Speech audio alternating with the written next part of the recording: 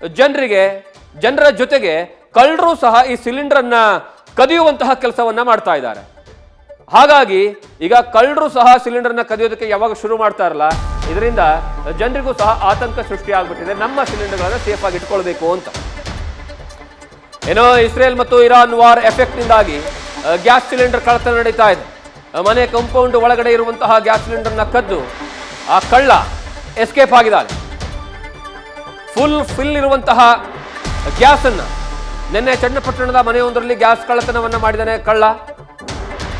ಇದು ಕೃಷ್ಣಪ್ಪ ಅನ್ನುವಂಥವರ ಮನೆ ಕಾಂಪೌಂಡ್ ಒಳಗೆ ಆ ಸಿಲಿಂಡರ್ನ ಫುಲ್ ಮಾಡಿಟ್ಟಿದ್ರು.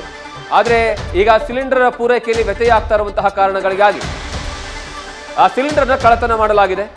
ಚನ್ನಪಟ್ಟಣದ ಟೌನ್ ಠಾಣೆಯಲ್ಲಿ ಆ ಮನೆಯ ಮಾಲೀಕ ಕೃಷ್ಣಪ್ಪ ಪ್ರಕರಣವನ್ನು ದಾಖಲು ಮಾಡಿದ್ದಾನೆ. ನೀವು ದೃಶ್ಯಾವಳಿಗಳಲ್ಲಿ ನೋಡ್ತಾ ಇದ್ದೀರಾ ಯಾವ ರೀತಿಯಾಗಿ ಕಳ್ಳ ಮನೆ ಒಳಗಡೆ ಎಂಟ್ರಿಯನ್ನು ಕೊಡ್ತಾನೆ.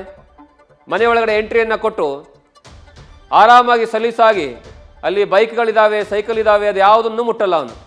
ನೇರವಾಗಿ ಸ್ಕೆಚ್ ಹಾಕದೆ ಅಲ್ಲಿರುವಂತಹ ಸಿಲಿಂಡರ್, ಆ ಸಿಲಿಂಡರನ್ನು ಎತ್ಕೊಂಡು ಸರಾಗವಾಗಿ ಪಾಸ್ ಆಗಿಬಿಡ್ತಾನೆ.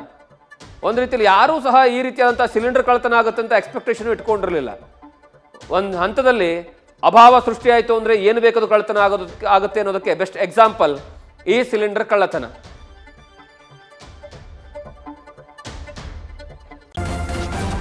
ನ್ಯೂಸ್ ಫಸ್ಟ್ ನಿರ್ಭೀತಿಯಿಂದ ನಿಮ್ಮ ಪರವಾಗಿ.